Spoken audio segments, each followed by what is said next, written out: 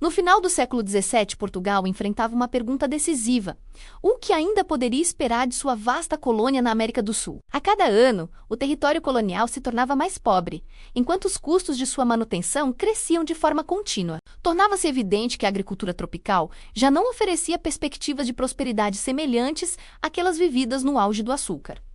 O cenário internacional agravava essa situação. A produção tropical passou a enfrentar forte concorrência, sobretudo das colônias francesas e inglesas, que contavam com o apoio direto de seus mercados metropolitanos. Para um observador da época, o destino da colônia parecia cada vez mais incerto. Em Portugal, amadureceu a convicção de que apenas a descoberta de metais preciosos poderia alterar esse quadro. Retomava, assim, a antiga ideia de que as terras americanas só se justificariam economicamente se produzissem riquezas minerais. Os governantes portugueses logo perceberam que um dos maiores recursos para a busca dessas riquezas estava no conhecimento acumulado pelos habitantes do Planalto de Piratininga sobre o interior do território. Embora essas incursões ainda não tivessem resultado na descoberta de ouro, isso se devia mais à falta de técnicas adequadas do que à ausência de esforço. O apoio técnico vindo da metrópole mostrou-se decisivo para mudar esse cenário.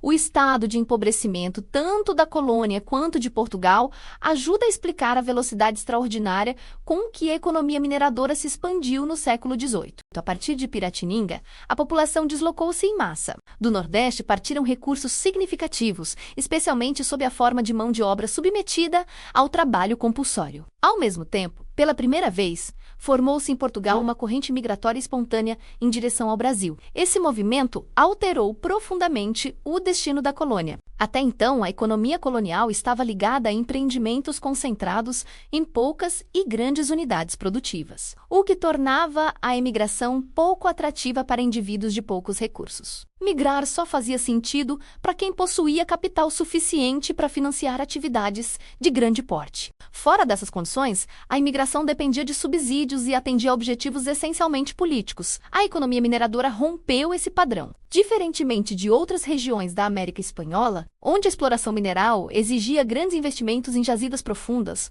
o ouro encontrado no Brasil era, em grande parte, de aluvião, depositado nos leitos dos rios.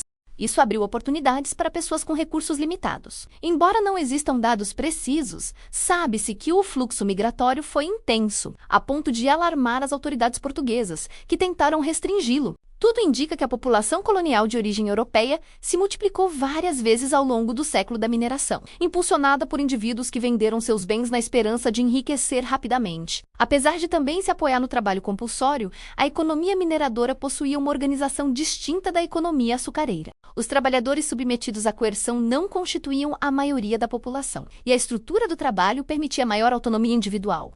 Muitos atuavam por conta própria, comprometendo a entregar periodicamente uma quantia fixa a seus proprietários, o que criava a possibilidade de conquistar a liberdade e estimulava iniciativas individuais. O ambiente social também era diferente. Nas regiões açucareiras, as oportunidades de ascensão social eram extremamente limitadas. Com a estagnação econômica, formou-se uma ampla camada de homens livres sem perspectivas. Nas áreas mineradoras, ao contrário, existiam maiores possibilidades de mobilidade social. Com poucos recursos, era possível iniciar uma pequena atividade. Com sorte e iniciativa, alguns ascendiam rapidamente à condição de empresários. A própria natureza da mineração impedia a fixação permanente à terra. O capital imobilizado era reduzido, e as lavras podiam ser abandonadas ou deslocadas conforme se esgotavam. Essa combinação de mobilidade e alta rentabilidade gerava riqueza, mas também graves problemas de abastecimento. A escassez de alimentos era frequente, e a elevação dos preços tornou um dos principais meios de difusão dos benefícios econômicos da mineração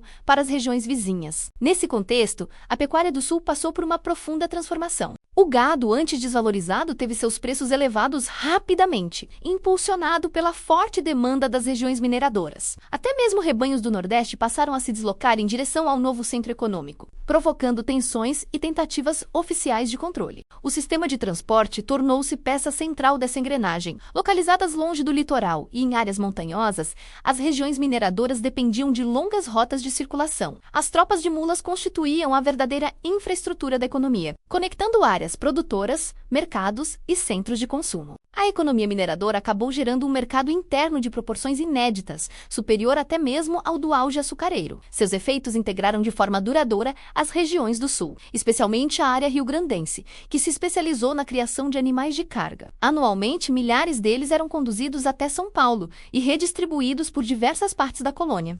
Assim, a mineração não apenas produziu riqueza, mas articulou regiões antes isoladas. Ao elevar a rentabilidade da pecuária e criar interdependências econômicas, inaugurou um novo ciclo de desenvolvimento. Não foi a criação em si que uniu essas áreas, mas a demanda irradiada a partir do centro dinâmico representado pela economia mineradora, redefinindo a estrutura econômica do Brasil colonial. Se esse vídeo te ajudou a entender melhor a formação do Brasil colonial, deixa o like. Se inscreve no canal e ativa o sino para não perder os próximos capítulos da nossa história.